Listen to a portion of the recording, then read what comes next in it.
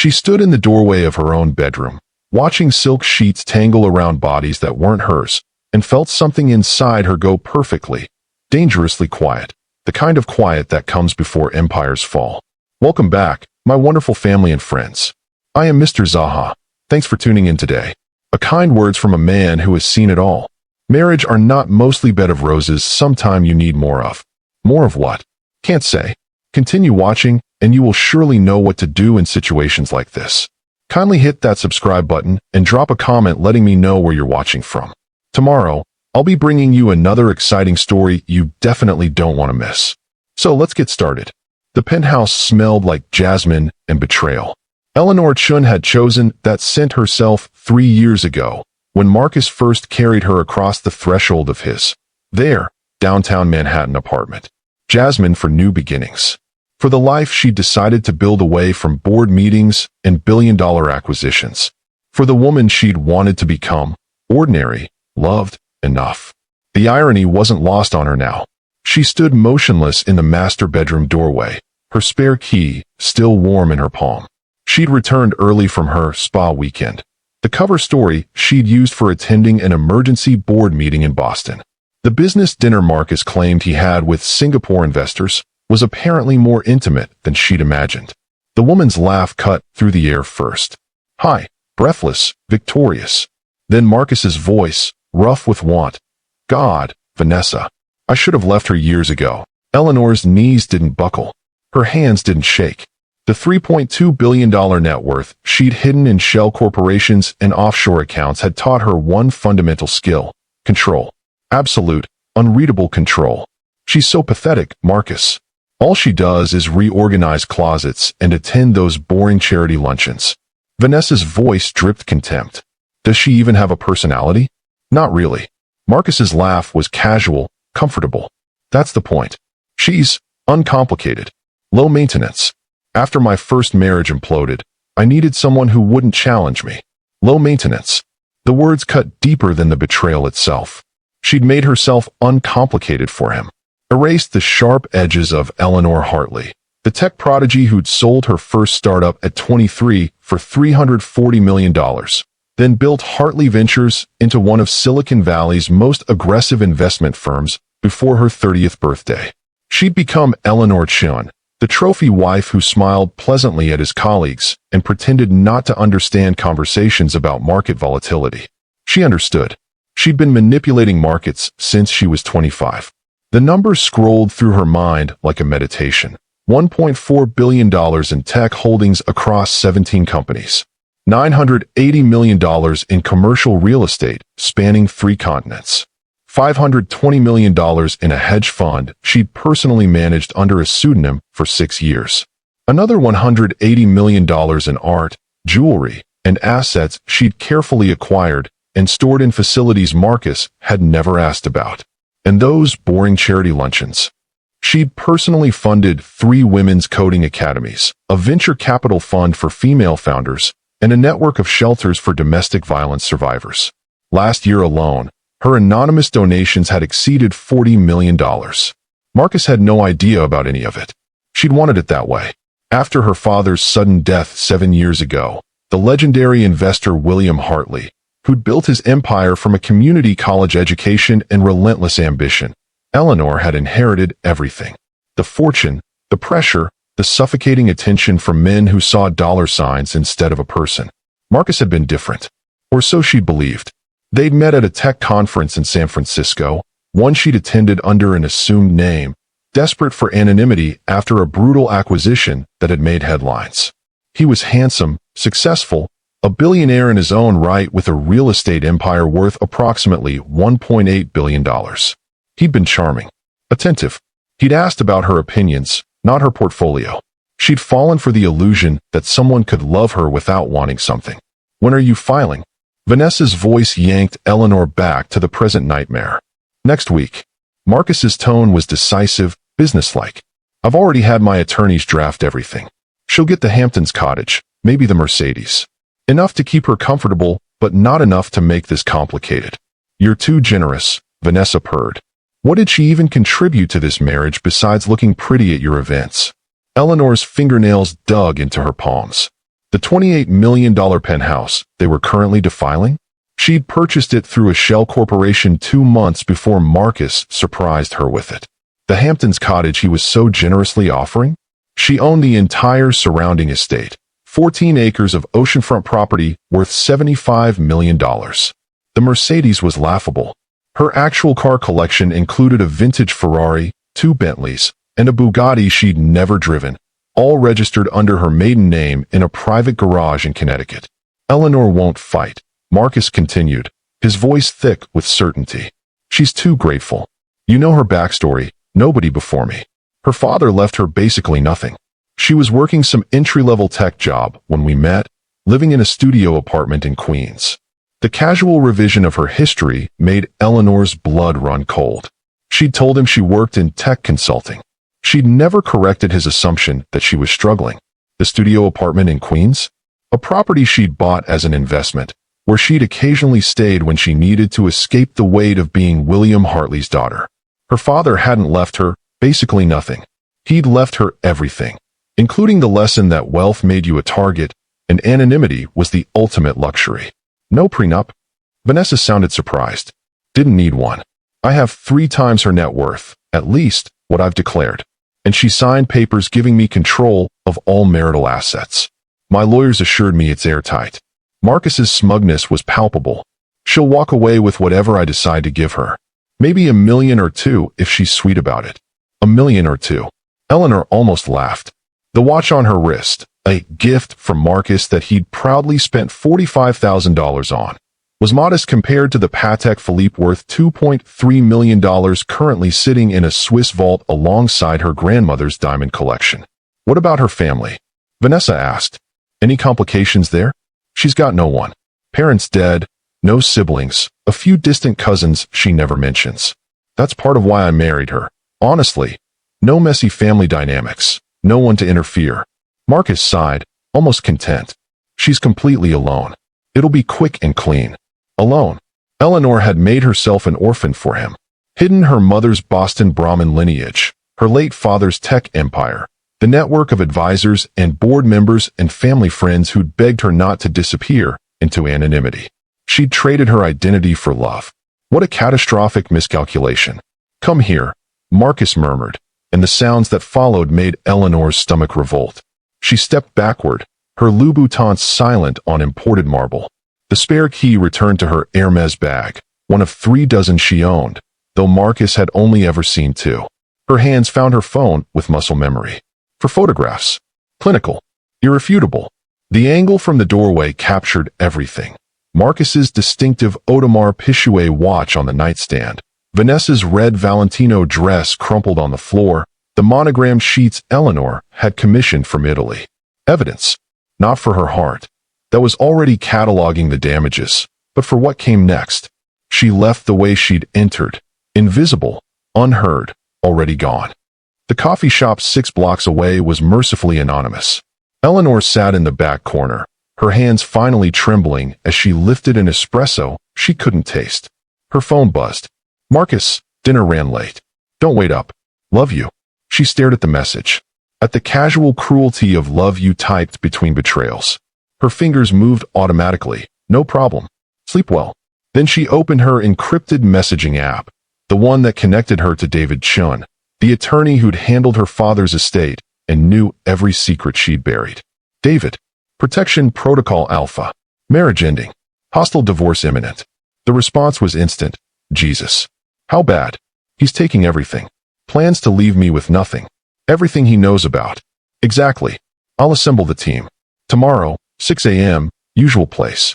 Eleanor. I'm sorry. We warned you about him. She locked her phone and stared at her reflection in the darkened window. The woman looking back was elegant, composed, empty.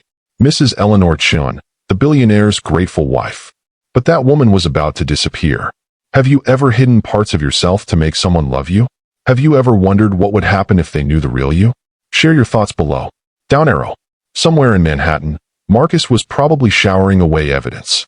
Vanessa was probably planning which of Eleanor's closets she'd claim first, which charity galas she'd attend as the new Mrs. Chun. Neither of them knew what was coming. Eleanor pulled out her father's leather journal, The one thing she'd kept visible, disguised as a decorative antique on her nightstand. Marcus had never opened it. Inside, her father's final entry, written 3 days before his death. Eleanor, wealth is a weapon or a shield, depending on who wields it. Never let anyone convince you that being underestimated is weakness. It's the greatest strategic advantage you'll ever have. Make them think you're harmless. Then show them what harmless can do. She'd spent 3 years being harmless. Playing small. Making herself digestible for a man who'd apparently been choking on her the entire time. No more. Eleanor opened her laptop. The personal one, not the decoy she let Marcus occasionally borrow. Her fingers flew across the keyboard, accessing accounts Marcus didn't know existed.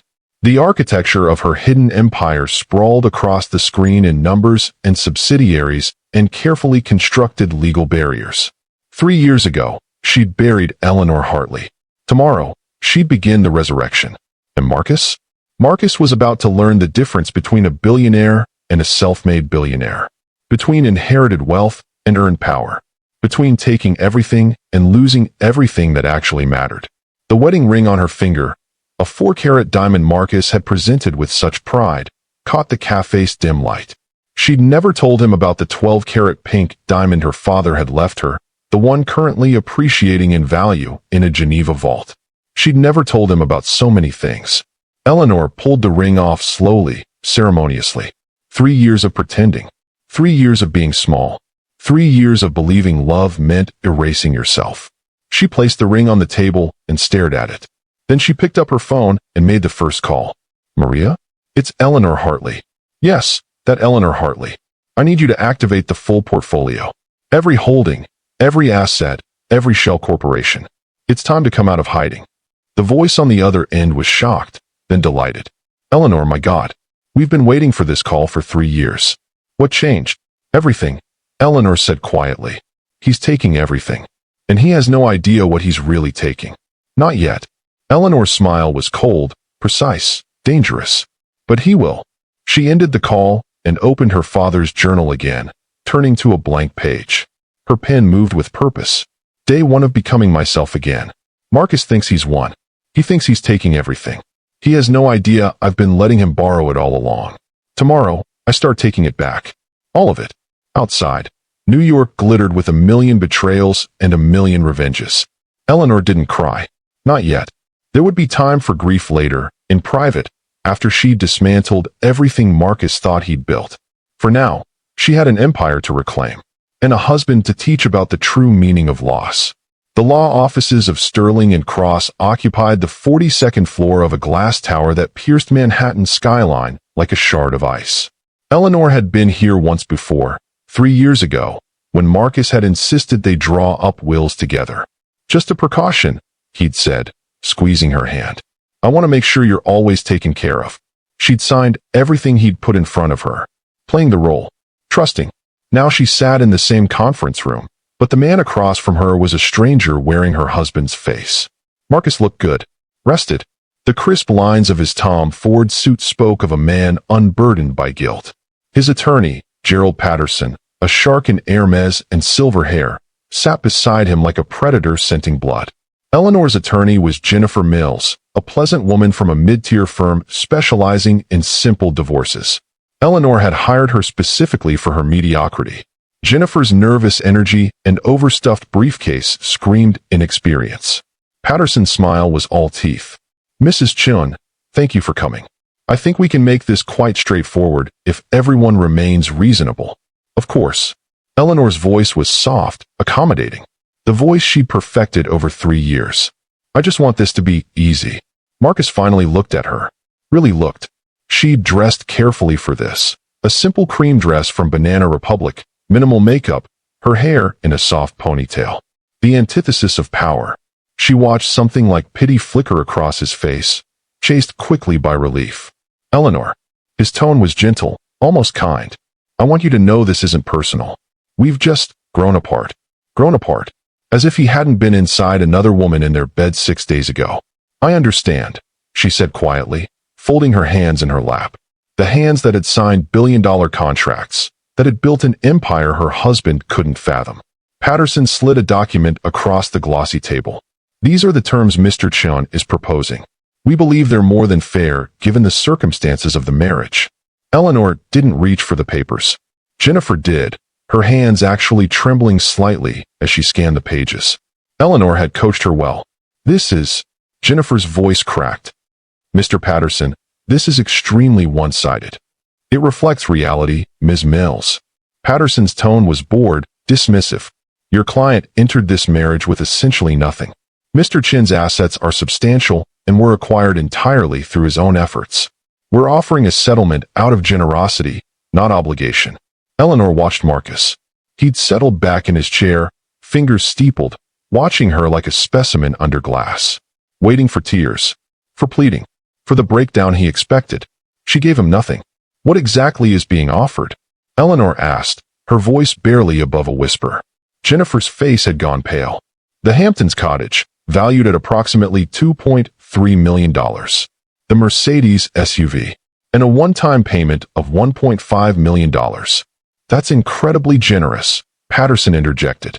Considering the prenuptial agreement your client signed. Eleanor blinked. Prenuptial agreement?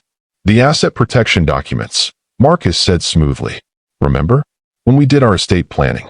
You signed papers giving me sole control and ownership of all marital assets in the event of dissolution. She did remember. She'd signed them with David Chin's voice in her head. If he's asking you to sign away rights to assets you don't actually own, what's the harm? Let him think he has control. I see, Eleanor said softly. Mrs. Chun. Patterson leaned forward, his expression almost sympathetic. Your husband is being extraordinarily fair. The cottage alone is worth more than most people see in a lifetime. You'll be comfortable. You can start over. Start over. With $3.8 million of her own money. What about the penthouse? Eleanor asked. We bought it together. Marcus's jaw tightened. Actually, Eleanor, I bought it. The deed is in my name. Solely. Because she'd arranged it that way. Because the shell corporation that actually owned the property had sold it to him at a $3 million loss. Money she'd essentially gifted him to feed his ego. Oh, she let her voice crack, just slightly. I thought it was ours. Community property law doesn't apply given the prenuptial agreement, Patterson said, his tone final. Mr. Chun retains the penthouse, the properties in Aspen and Monaco, the art collection, the wine cellar, and all business assets. The settlement we're offering is separate from those holdings. Jennifer was scribbling notes frantically. This is, Ms. Chun, I need to advise you that you may have grounds to contest. No. Eleanor's voice was quiet but firm. She looked at Marcus. Really looked. I don't want to fight. I just want it to be over. Something flickered in Marcus's eyes. Triumph? Relief? Contempt? You're being very mature about this, Eleanor, he said, and the condescension in his tone made her spine stiffen. She forced herself to relax. To stay small. I just have one question, Eleanor said. Why now? What changed? The room went silent. Patterson's pen stopped moving. Jennifer held her breath. Marcus had the decency to look uncomfortable for exactly 3 seconds. We want different things. I need someone who understands my world. Who can be a true partner in my business life. Someone like Vanessa. The name hung unspoken between them. I tried to be that, Eleanor whispered. I know you did. Marcus's tone was gentle, pitying. But Eleanor, you were working an entry-level tech job when we met. You're sweet, but you don't understand finance, real estate, the pressures of managing real wealth. I need someone who speaks that language. Eleanor bit the inside of her cheek hard enough to taste copper. She'd been managing real wealth since before Marcus bought his first property. Her venture fund had outperformed his real estate returns by 14% over the past 5 years. I understand, she said, her voice small. Has anyone ever made you feel small? Like your contributions didn't matter? Drop a comment below. Patterson pushed the papers closer. If you'd like time to review. No. Eleanor reached for the pen Jennifer offered with a shaking hand. Another performance. I'll sign now. Eleanor, wait. Jennifer's protest was half-hearted, rehearsed. You should at least take 24 hours. I don't need 24 hours to know I can't win this. Eleanor looked at Marcus. You've always been smarter about these things. I trust your judgment. The words landed exactly as intended. Marcus's shoulders relaxed. Patterson's predatory smile widened. You're making the right choice, Marcus said. And Eleanor? I am sorry. You deserve someone who can appreciate you for who you are. Who I am. The irony was exquisite. Eleanor signed. Page after page. Initialing clauses that gave Marcus the penthouse she owned, the art collection she'd personally curated and purchased through intermediaries, the wine cellar she'd spent 2 years assembling with a master sommelier. With each signature, she felt Marcus's confidence grow, watched him exchange satisfied glances with Patterson, saw the way he checked his watch, probably had plans with Vanessa after this. The final signature went down with a flourish. Excellent. Patterson gathered the papers with brisk efficiency. We'll file these immediately. The divorce should be finalized within 60 days. Mrs. Chun, you'll need to vacate the penthouse within 30 days. Where will I go? Eleanor asked softly. The Hamptons cottage is available immediately, Marcus said. Or if you prefer to stay in the city, I'm sure you can find something modest. Maybe Brooklyn? With the settlement, you could rent something nice. Rent. She owned 43 properties across 3 continents. Thank you, Eleanor whispered, for being so generous. Marcus stood, buttoning his suit jacket. Take care of yourself, Eleanor. Really? He left without looking back. Patterson followed, already on his phone, probably calling to schedule the filing. Eleanor sat motionless until the door clicked shut.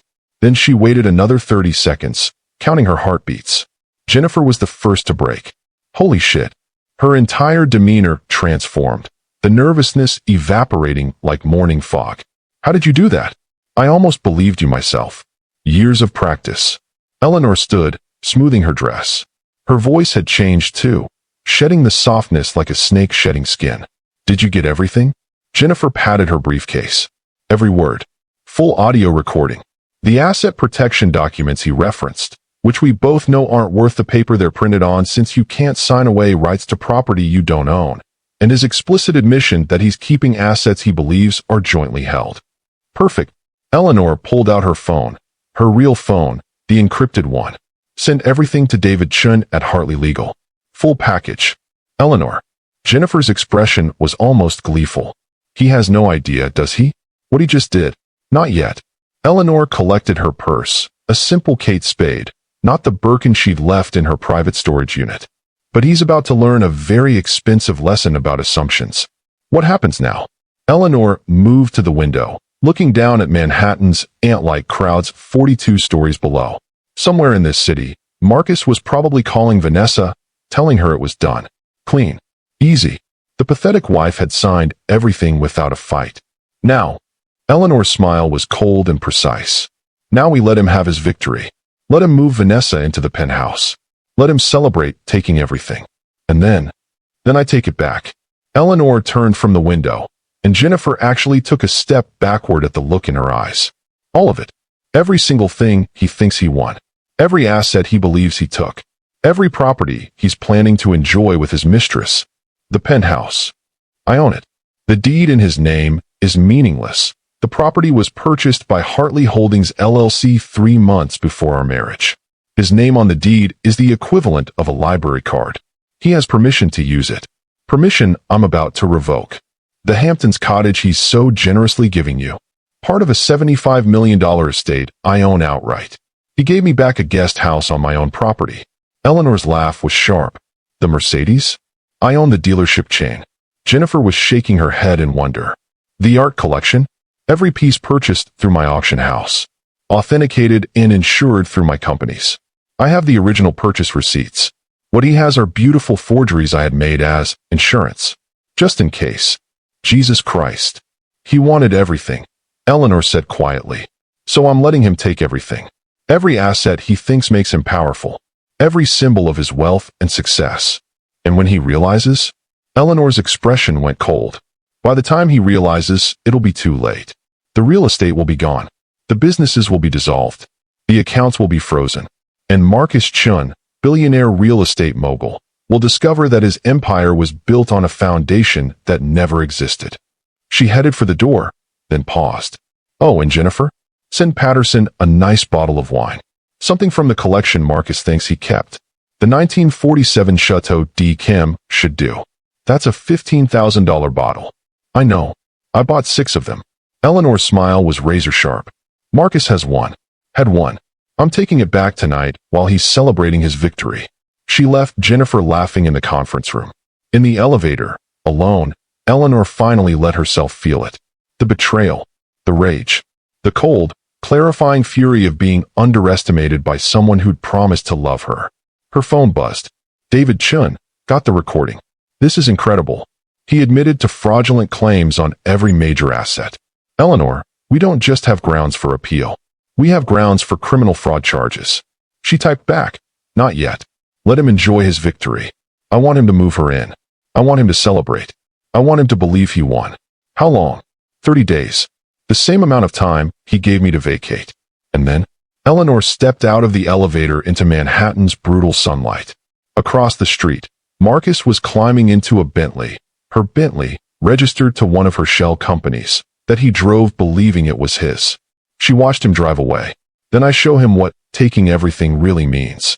23 days had passed since Eleanor signed the divorce papers. 23 days of Marcus Chun living his best life. From her position at a corner table in Cipriani, Eleanor watched her soon-to-be ex-husband hold court. He sat at the center table, the power table, surrounded by real estate developers and venture capitalists, their laughter cutting through the restaurant's elegant murmur. Vanessa hung on his arm, draped in Dior, her left hand conspicuously bare, but clearly waiting. Eleanor had chosen her spot carefully, far enough away to avoid direct notice, close enough to observe. She wore Brunello Cucinelli, understated, elegant, expensive in a way only other wealthy people recognized. Her hair was different too. Shorter, sharper. The soft ponytail girl was gone. He looks happy, David Chun murmured beside her, his voice dry with irony. Her attorney had flown in from Boston specifically for this lunch. Remarkably happy for someone about to lose everything. Let him have it. Eleanor lifted her wine glass, a 2015 Chateau Margaux that Marcus had specifically requested for his table, not knowing the restaurant's entire wine program was supplied by a distributor she'd quietly acquired 2 years ago. Happiness makes the fall so much steeper. David's tablet lay open between them, displaying a cascade of legal documents. The filings go through in 7 days. Once the divorce is final, we execute phase 2. Walk me through it again. Eleanor's voice was clinical, detached. The penthouse first, David began. The property is held by Hartley Holdings LLC, which you've owned since before your marriage. The title company that processed his purchase was actually a subsidiary of your law firm. We have documentation proving the entire transaction was structured to give him the illusion of ownership. He never actually bought it, Eleanor said softly. No. 7 days from now, we file for immediate eviction based on fraudulent ownership claims. He'll have 48 hours to vacate. Eleanor watched Vanessa whisper something in Marcus's ear. He laughed, his hand possessive on her waist. The same hand that had held Eleanor during her father's funeral. The Hamptons property? She asked. The cottage he gave you sits on an estate you own through 3 separate trusts. He essentially returned your own property to you as a settlement gift. And he's been using the main estate house for business meetings, technically trespassing for 3 years. Across the restaurant, Marcus ordered another bottle of wine. The sommelier appeared, a young woman Eleanor had personally trained and placed there 6 months ago. The art collection? Eleanor asked. Every piece was purchased through Artemis Gallery, which you own. The contracts included a clause that the art remains gallery property until fully paid for. Marcus made down payments, but never completed the purchases. Current market value, $47 million. What he's paid, $12 million. He owes $35 million. Or we repossess. And since he claimed the art as fully owned property in court documents, he's committed fraud. Eleanor sipped her wine, watching Marcus sign something, probably another contract. Vanessa leaned in to look, playing the interested partner. The business holdings? She asked. Chun Properties has 17 active projects. 83% of his development capital comes from funds you control, Hartley Ventures, Summit Capital Partners, Westbridge Investment Group. All structured so the money appears to come from diverse sources. Eleanor had engineered it. After their first year of marriage, when Marcus complained about financing gaps, she'd quietly arranged for capital to flow his way. She'd wanted him to succeed. She'd loved him. When we pull the funding, Eleanor asked. 17 projects collapse. Breach of contract lawsuits from every developer, contractor, and investor involved. Conservative estimate, $400 million in liabilities, which exceeds his liquid assets by about $200 million. Eleanor was quiet. Across the room, Marcus threw his head back laughing. He told me I was nothing, Eleanor said softly. That I didn't understand real wealth. That I was just a girl from Queens who should be grateful someone like him noticed me. He's about to learn a very expensive lesson in underestimation. Not yet. I want him higher first. I want him to move Vanessa into the penthouse. I want him to celebrate his new life, his brilliant escape from the boring wife who held him back. Have you ever wanted revenge on someone who betrayed you? What would you do if you had the power to make them understand what they lost? Tell me in the comments. You want him to believe he won. I want him to know he won. And then I want to take it away. All of it. In one day. David nodded slowly. The divorce finalizes in 7 days. Give him 2 weeks to settle into his victory. Then on day 21, we move. Everything at once. That's the plan. Eleanor stood, smoothing her dress. He took everything from me, or thought he did. I'm just returning the favor. She walked toward the exit. Her path took her directly past Marcus's table. Their eyes met for exactly 2 seconds. Marcus's smile faltered. Eleanor. His voice was uncertain. She stopped, turned slowly. Marcus, congratulations on the divorce. I hope you got everything you wanted. His eyes narrowed, processing the change in her. You look different. I feel different. Moving forward is liberating. She let her gaze drift to Vanessa. Enjoy the penthouse. The view really is spectacular this time of year. She walked away before he could respond. Outside, Manhattan's October air was crisp. Eleanor breathed deeply, centering herself. Her phone buzzed. Maria Cortez, her CFO, Phase 1 complete. All tracking systems active. Every asset Chin believes he owns is flagged. When you give the word, we can execute seizures in under 6 hours. Eleanor typed back, 14 days. Let him have his honeymoon period. You're sure about this? Eleanor thought about Marcus's face in that conference room. His pity. His condescension. I've never been more sure of anything. 12 days later, Eleanor stood in shadows across from her penthouse, watching lights glow in windows she'd chosen. Marcus and Vanessa were hosting a party. She could see silhouettes moving behind floor-to-ceiling windows, his victory lap. Her phone showed the feed from security cameras she'd never disclosed. She watched Marcus give a speech in the living room. Expansive, confident, master of his domain. Vanessa appeared beside him in an expensive dress. She wrapped her arm around Marcus's waist, and he kissed her temple. They looked happy. Eleanor felt nothing. No jealousy, no pain. Just cold calculation. Her father had once told her, when you make a move, make it count. 2 more days. In 2 days, the divorce would be final. In 2 days, Marcus Chin would legally have nothing connecting him to Eleanor Hartley. In 2 days, she'd show him what taking everything really meant. Eleanor took one last look at the celebration in her penthouse, then turned and walked away. She had preparations to make. The divorce became final at 9:47 a.m. on a Thursday morning. Eleanor was in the war room at Hartley Legal when the notification came through. David Chin looked up from his laptop, meeting her eyes across the conference table. It's done, he said quietly. You're officially no longer Mrs. Marcus Chin. Eleanor felt the weight of the name lift from her shoulders like shackles falling away. Good. Execute everything. David's fingers flew across his keyboard, sending the signal now. Across the city, in 17 different law offices, attorneys simultaneously filed identical motions.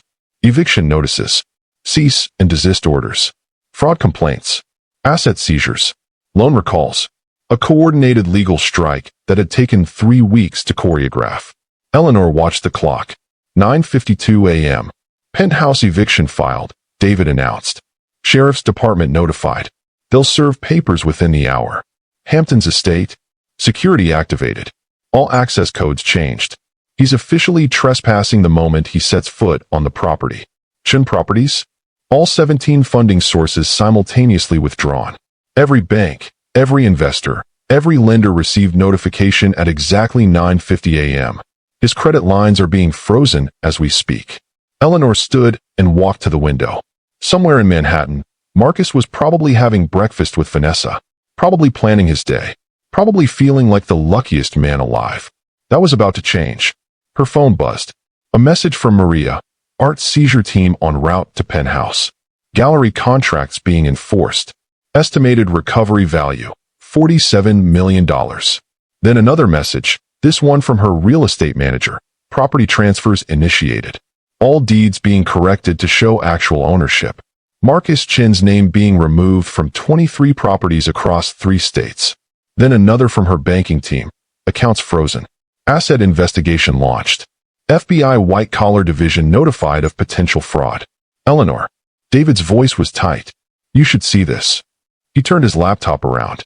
On the screen was a live news feed from Bloomberg. Breaking. Chun Properties empire collapses as major funding withdrawn. 17 projects in jeopardy. That was fast, Eleanor murmured. The business press has been watching him. His divorce made the society pages. Wealthy real estate mogul leaves wife for art dealer. It was news. This is a story. David scrolled down. They're already connecting dots. Questioning how someone with his reported net worth could collapse this quickly. Eleanor's phone rang. Unknown number. She answered. Eleanor. The voice was frantic, unfamiliar. This is Gerald Patterson, Marcus's attorney. We need to talk. Now. Mr. Patterson. What can I do for you? What the hell is happening? I've got sheriff's departments calling about evictions, banks calling about fraud investigations, contractors filing lawsuits. Sounds like Marcus is having a difficult morning. This is you. Patterson's voice went cold. You're doing this. I'm simply correcting errors in the public record. Your client claimed ownership of assets he doesn't own. That's fraud, Mr. Patterson. You signed those documents. You might want to call your malpractice insurer. The line went dead. Eleanor smiled. At 10:34 a.m., 2 sheriff's deputies knocked on the door of the penthouse. Eleanor knew this because she was watching the security feed on her phone. She'd sent David to handle the actual eviction, but she wanted to see Marcus's face when reality hit. Marcus answered the door in a bathrobe, coffee mug in hand. His expression shifted from confusion to irritation to disbelief as the deputies explained the situation. There must be some mistake, Marcus was saying, though Eleanor couldn't hear him, only read his lips. I own this property. I have the deed. One deputy handed him papers. Marcus read them, his face going pale. Then he was on his phone, probably calling Patterson. Pacing, running his hands through his hair. Vanessa appeared in the background, her face a mask of confusion. David's voice came through Eleanor's earpiece. He's threatening to sue. Says this is harassment. Says you're bitter about the divorce. Let him threaten. What's the timeline? 48 hours to vacate. If he's not out, we bring law enforcement back with a moving crew. On the screen, Marcus was shouting now, pointing at the deputies, making demands. The confident billionaire from Cipriani had been replaced by a man watching his world crumble in real time. He wants to speak with you, David said. Demanding your number. No. Eleanor's voice was ice. He had 3 years to speak with me. To ask who I was. To see me. He chose not to. I'm done making myself available to Marcus Chun. She ended the feed and turned to the monitors showing her full empire. The real one. The one Marcus never knew existed. $3.2 billion in assets. 17 companies. Holdings across 4 continents. A venture capital portfolio that included 3 unicorn startups. Real estate from Manhattan to Monaco. An art collection worth more than most museums. This was who she was. Who she'd always been. And Marcus had been so certain she was nothing. By noon, Marcus's phone was ringing nonstop. Eleanor knew this because her contacts were reporting back. Every investor in Chun Properties. Every bank holding his credit lines. Every contractor on his developments. All of them calling, demanding answers, threatening lawsuits. At 12:43 p.m., her phone rang again. This time, it was Marcus himself. She debated not answering, but something in her needed to hear his voice. Needed to know the exact moment he understood. Eleanor. His voice was ragged, desperate. What the fuck is happening? I think that was obvious. You're being evicted. Your projects are collapsing. Your empire is falling apart. This is insane. You can't just, the penthouse is mine. I have the deed. You have a piece of paper. I have the actual ownership. There's a difference.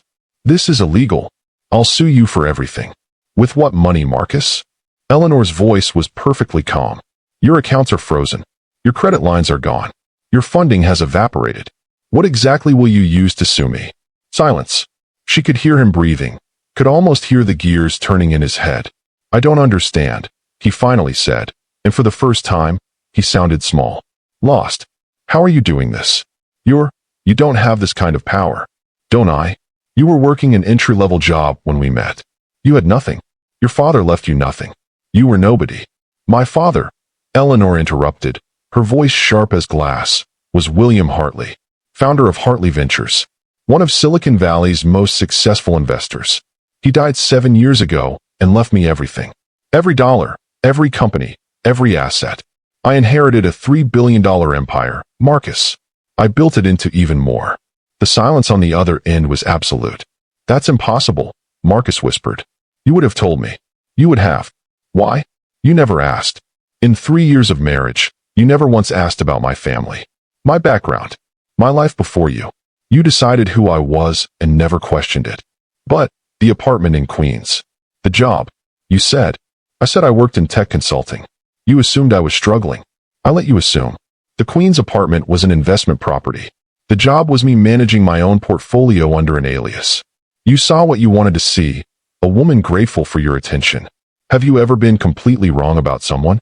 Have you ever realized too late that you underestimated someone important? Share your story below. Eleanor. His voice cracked. The penthouse. The Hamptons house. The art. You're saying all of it. All of it was mine. You've been living in my properties, displaying my art, driving my cars, building your empire with my money. I gave you everything, Marcus. I let you believe you were the successful one, the powerful one, and you thanked me by betraying me with your mistress in our bed. Jesus Christ. She heard him sink into something. A chair, probably. How long have you been planning this? Since the moment I signed those divorce papers. Since you looked at me with pity and told me I should be grateful for whatever scraps you decided to give me. Since you took everything and left me with nothing. But you let me. You signed. I signed papers giving you assets I owned. Do you understand what that means legally, Marcus? You claimed ownership of property you knew wasn't yours. That's fraud. Criminal fraud. The FBI is opening an investigation as we speak. The sound he made was somewhere between a laugh and a sob. You're destroying me. No. I'm taking back what's mine. You destroyed yourself when you decided I wasn't worth knowing. When you made me small so you could feel big. Eleanor, please. Now he was begging. We can fix this. We can. I made a mistake. Vanessa doesn't mean anything. I'll leave her. We can remarry. Start over. You can't just. I can. And I am. Eleanor's voice was steel. In 48 hours, you'll be homeless. In 60 days, Chun Properties will be bankrupt. In 6 months, you'll be in court answering fraud charges. And Vanessa? She'll be long gone. Because women like her don't stay when the money disappears. You're going to ruin me over one mistake? One mistake. Eleanor's laugh was bitter. Marcus, you didn't make one mistake. You made 1,000 small choices. You chose not to see me, not to know me, not to respect me. You chose to betray me, divorce me, and take everything you thought I had. Those weren't mistakes. Those were decisions. So this is revenge. This is justice. This is you learning that actions have consequences, that people aren't disposable, that you can't just take what isn't yours and expect no reckoning. Marcus was quiet for a long moment. When he spoke again, his voice was hollow. Who are you? I'm Eleanor Hartley. I'm a self-made billionaire. I'm the woman you married and never bothered to know. I'm the wife you betrayed. And I'm the person who just taught you the most expensive lesson of your life. She hung up before he could respond. Her hands were shaking. Not with anger. Not with regret. With release. David appeared in the doorway. The art seizure is complete. The Hamptons estate is secure. And we just got word. 3 of his major investors are filing lawsuits. Marcus Chin's reputation is finished. Eleanor nodded slowly. What about the workers? The people on his projects? The protection fund is active. Everyone will be paid. And we've already had 4 developers reach out about acquiring the projects. The work will continue. Just without Marcus. Good. Eleanor stood, gathering her things. What happens now? Now? Now Marcus Chun discovers what it's like to lose everything in a single day. To be left with nothing while someone watches and doesn't care. David's expression was grim. You gave him exactly what he gave you. No. Eleanor said quietly. I gave him less. Because I left him his dignity. His name. His actual assets. I only took back what was mine. He tried to take my entire identity. She walked to the window one last time, looking out at Manhattan's sprawling wealth and power. Somewhere in this city, Marcus was realizing the full scope of his loss, understanding that the woman he'd pitted, dismissed, and discarded was the architect of everything he'd thought he built. Eleanor Hartley had been invisible for 3 years. Now Marcus Chun would spend the rest of his life unable to forget her. And that, Eleanor thought, was justice enough. 3 months after the divorce finalized, Eleanor stood in the Forbes Tower boardroom, looking out at a view Marcus had never seen. The meeting had just concluded, a merger that would add another $400 million to Hartley Ventures' portfolio. The executives filing out barely looked at her twice now. Not with pity, not with condescension, with respect. Eleanor Hartley was no longer a secret. The business world had exploded when the truth came out. How Marcus Chin's empire had been built on his wife's hidden billions. How the nobody he'd divorced was actually one of the most successful venture capitalists of her generation. How Eleanor Hartley had voluntarily erased herself for love, and how spectacularly that had backfired. The headlines had been brutal. Billionaire's biggest mistake, the $3 billion wife he never knew he had. Tech heiress emerges from hiding after husband's betrayal. How Eleanor Hartley quietly funded her husband's empire, then took it all back. Marcus had become a cautionary tale. A punchline. The man so arrogant he'd never bothered to Google his own wife. Ms. Hartley. Her assistant's voice came through the intercom. You have a visitor. He doesn't have an appointment, but he says it's urgent. Eleanor's stomach tightened. She knew before asking. Marcus. Yes, ma'am. She should say no. Should have security escort him out. 3 months ago, she would have savored his humiliation. But something in her had shifted. The anger had burned through, leaving something quieter. Not forgiveness. She wasn't sure she'd ever reach that, but a kind of weary acceptance. Send him in, but tell security to stay close. The door opened. Marcus walked in, and Eleanor barely recognized him. The custom suits were gone, replaced by off-the-rack department store clothes. His face was gaunt, carved hollow by stress and sleepless nights. The confidence that had once defined him had evaporated, leaving behind a man who looked decades older than his 42 years. Eleanor. His voice cracked on her name. Thank you for seeing me. You have 5 minutes. He nodded, accepting the boundary. He didn't sit, didn't move further into the room. I've been trying to reach you for weeks. Your lawyers keep blocking me. What did you expect? Nothing. I expected nothing. Marcus's hands twisted together. I needed to say this to your face. I'm sorry. I know those words are inadequate. I know they change nothing. But I'm so sorry. Eleanor studied him, searching for manipulation, for calculation. She found only exhaustion. What happened to Vanessa? She asked, though she already knew. Gone. The day the penthouse eviction was enforced. Marcus's smile was bitter. Turns out she was very invested in my portfolio, not in me. Who knew? Everyone but you, apparently. He nodded, accepting the cut. The investigators cleared me of criminal fraud charges. Your lawyers made sure they knew the real story, that I'd been deceived about asset ownership, not intentionally lying. Thank you for that. I didn't do it for you. I did it because the truth matters. I'm bankrupt, Marcus continued, the words falling like stones. Chin Properties is gone. Dissolved. I'm living in a studio apartment in Jersey City, working as a consultant for a mid-tier development firm, making $70,000 a year. Eleanor felt nothing. No satisfaction. No pity. Just emptiness. Why are you here, Marcus? He finally looked at her. Really looked, maybe for the first time in their entire relationship. Because I need you to know that I understand now. What I lost. Who you were. What I was too blind and arrogant to see. You're 3 months too late. I know. I'm 3 years too late. But I couldn't move forward without saying it. Without acknowledging that you were extraordinary, and I treated you like you were ordinary. Like you should be grateful for my attention. His voice broke. I was supposed to love you. Instead, I made you invisible. Eleanor walked to the window, her back to him. Manhattan stretched below, the city that had witnessed her transformation from invisible wife to visible power. Do you know what the worst part was? She said quietly. Not the cheating. Not even the divorce. It was the pity in your eyes when you were taking everything. The absolute certainty that I had nothing, was nothing, without you. I know. You don't. She turned to face him. You can't. Because you've never had to erase yourself to make someone else comfortable. You've never had to hide your accomplishments so your partner doesn't feel threatened. You've never had to watch someone you love look through you like you're invisible. Marcus's face crumpled. You're right. I can't know. But I'm trying to understand. I've spent 3 months in therapy trying to understand how I became that person. How I could be so cruel to someone I claimed to love. And what did you learn? That I didn't love you. Not really. The admission seemed to cost him. I love the idea of you.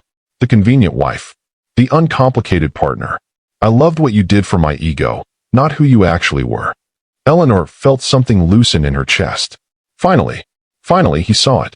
I also learned, Marcus continued, his voice steadier now, that you deserved so much better, that any man worthy of you would have been curious, would have asked questions, would have wanted to know everything about the woman he married.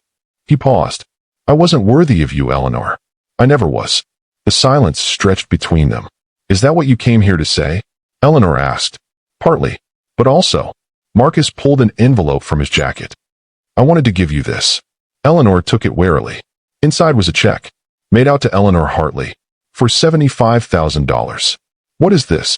It's everything I have left after paying my debts and legal fees.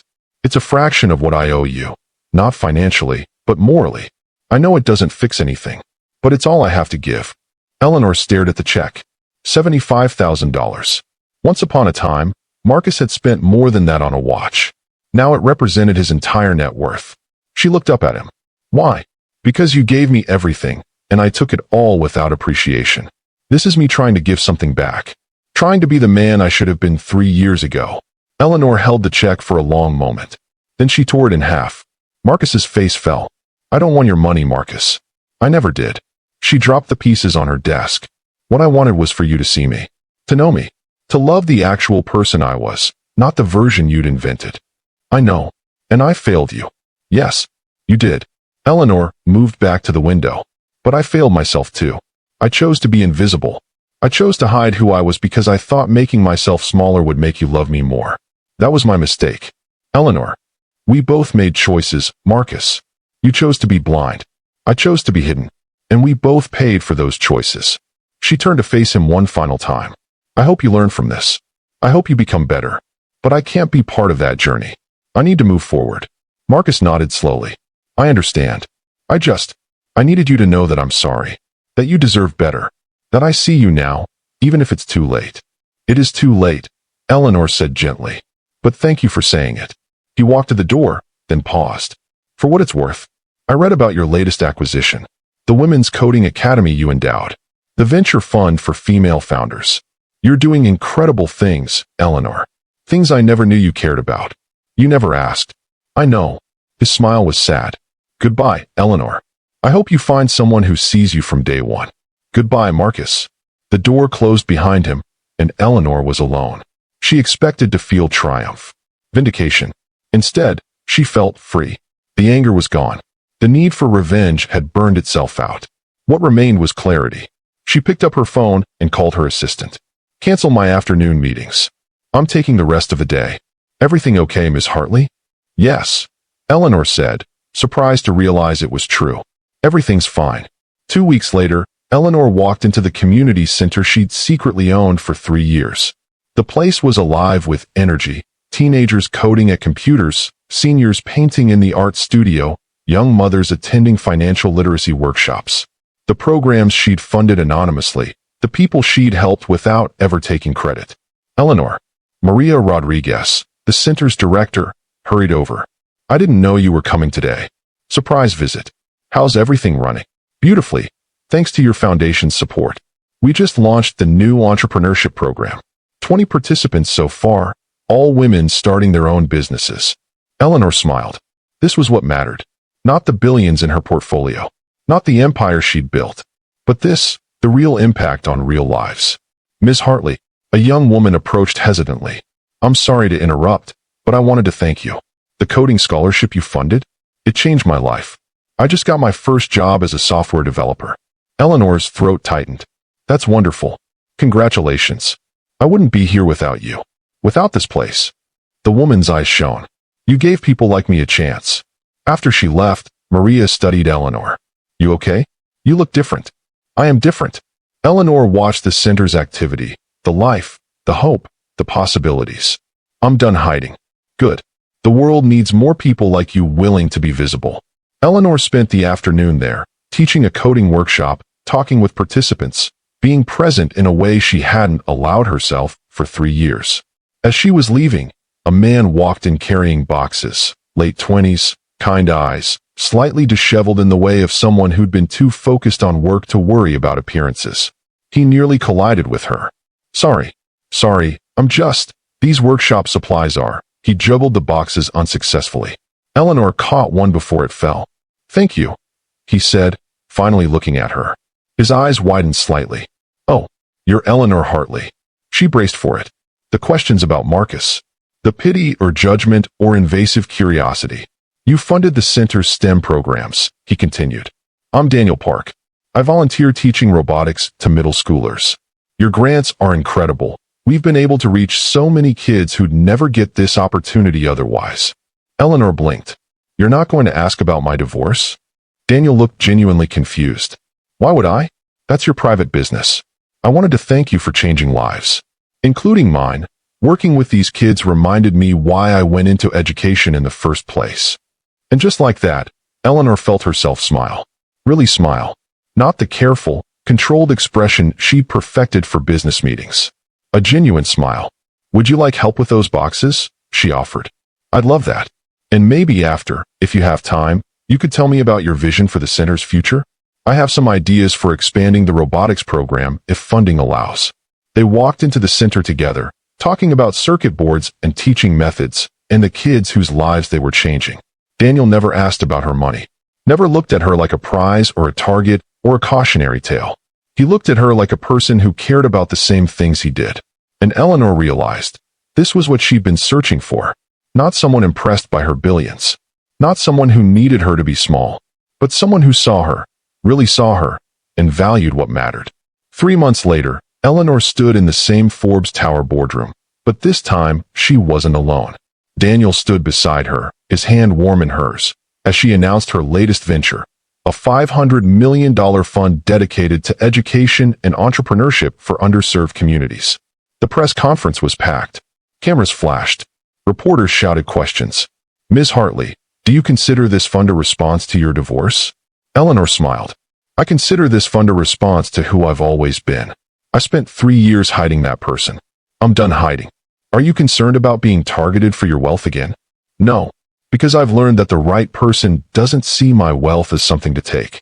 They see me as someone worth knowing. She glanced at Daniel, who smiled back with warmth and pride. Ms. Hartley, any advice for women in similar situations? Eleanor paused, thinking of the woman she'd been.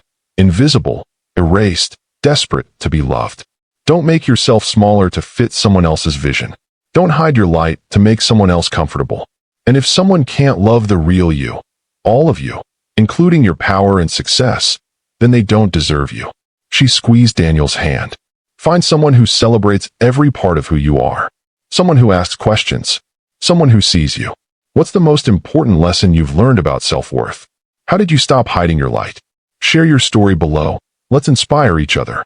After the press conference, Eleanor and Daniel walked through Central Park, hands intertwined. That was intense, Daniel said. You handled it perfectly. Years of practice being someone I'm not prepared me to be exactly who I am. I'm glad you're done pretending. Eleanor stopped walking, turning to face him. Thank you. For what? For seeing me from the beginning. For never making me feel like I had to hide. Daniel pulled her close. Eleanor, you're brilliant and generous and passionate about making the world better. Why would I want you to hide any of that? She kissed him, there in the park, surrounded by strangers who didn't care about her billions or her headline-making divorce. Just two people, choosing each other freely.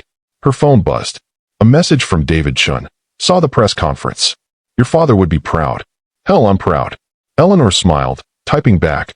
I'm proud of me too.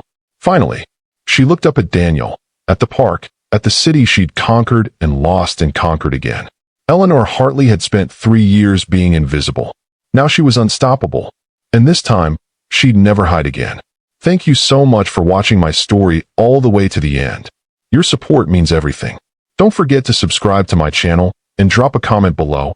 I'd love to hear your thoughts.